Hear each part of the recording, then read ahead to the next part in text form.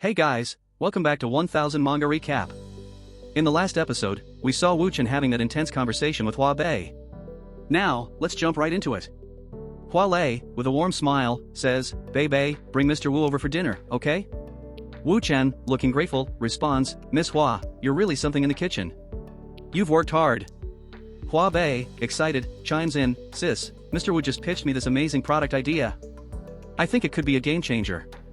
Wu-chan nods, but there's a hint of concern in his voice, but one of the materials is extremely rare. Miss Hua, you'll need to travel to Lingnan to negotiate with the supplier.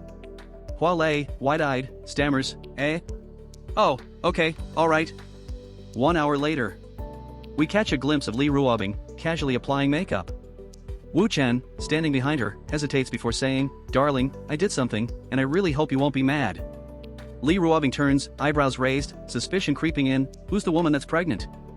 Wu-chan, caught off guard, hugs her tightly, What? What are you talking about?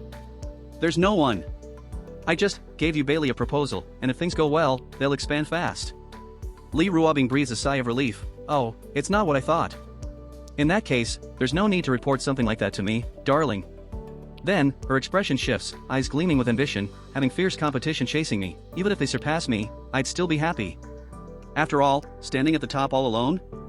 Boring. Wu-chan, grinning, pulls her closer and whispers, I love that fire in you, darling. Let me enjoy you, for real. We see them, lost in each other. Li Ruobing, teasingly, yells, You naughty. The next day. A lady walks in, her expression serious. She says, Mr. Wu, I'm from the H-City Nanjing Gold and Silkworm Breeding Cooperative. Unfortunately, the president is out of contact, so I'll be meeting you instead. Nanjing, frowning, adds, I'm afraid we won't be able to discuss what you came here for today. Wu-chan, his brows furrowing, asks, What happened? I was just talking with President Miao last night. Nanjing sighs, I was too, but after that, he disappeared. Mr. Wu, why don't you and your companion return for now? Once we locate him, we'll be in touch, and the cooperative will cover your flight expenses. Wu-chan, shaking his head, says firmly, No need for that. President Miao is reliable. I'll come with you to the cooperative, let's figure this out. Half an hour later. We meet President Miao's wife, her face etched with worry. She explains, President Miao came home last night, but shortly after, a car picked him up. There's been no word since. The police say they can't search yet, it hasn't been 24 hours. I'm so scared. Wu-chan, his voice steady, reassures her, Don't worry, ma'am. Every interaction leaves traces. I've got some connections, let me give it a try. Suddenly, Huang calls, his voice urgent, Wu-chan, I found him. He's at an abandoned factory on the outskirts of H-City. I'm sending you the location now. Wu-chan, eyes narrowing, says to Hua Lei, You stay here with her tonight. I'm going to get President Miao. Hua Lei, her voice soft but determined, asks, Mr. Wu, can I come with you? Maybe I can help. Wu-chan, shaking his head gently, Wait for me. I'll be back soon. Hua Lei blushes, nodding, Alright, be careful. Cut to the factory. We see President Miao, bruised and battered, being beaten by a group of thugs. One man, towering over Miao, growls, Miao, you're selling the cooperative today. No more excuses. Miao, weakly protesting, Boss, the price you're offering is way too low. The boss sneers, I'm giving you 6 million. Don't make me go dirty, or you'll get nothing. Miao pleads, No, boss, please. The boss, furious, says, We had a deal. All the silk and cocoons were supposed to go to me. Now you're saying someone else made a higher offer? Trying to pull one over on me? Bad move. Just then, the door slams open, and Wu-chan steps in, his voice cold, I think twice before laying another finger on President Miao.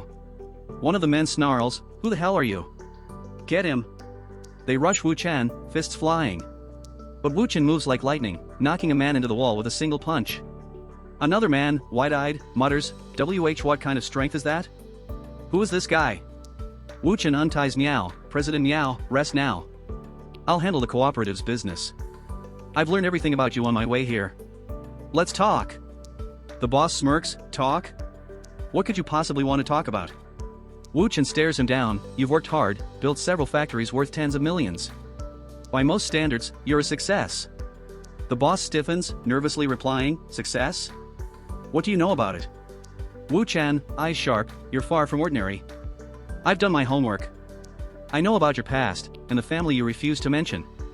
He continues, you're a direct descendant of the Ding family. Your grandfather and Ding Ruelong's great-grandfather were close relatives. By that, Ding Ruelong should be calling you uncle. The boss, suddenly pale, stammers, how do you know that? Wu Chen steps closer, voice cold as ice, the day your parents were attacked, it was supposed to be about one person. The boss screams, stop it.